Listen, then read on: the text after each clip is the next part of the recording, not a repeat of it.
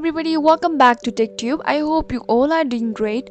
So in today's episode, I'm gonna guide you on how you can make admin on Bigo Live. So to get started, first of all, go ahead and open up your Bigo Live application and the user face will appear like this. Now here on the center of the screen, you can see the video icon. Go ahead and tap on it. So in order to make admin on Bigo Live, you have to go to live.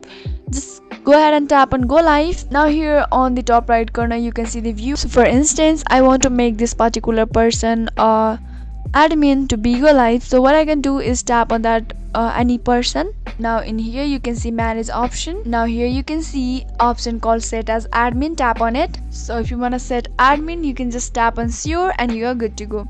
So this is how easily you can make admin on Bigo Live. If you found the video to be helpful and informative, just go ahead and subscribe to our channel and also press the notification bell for more updates.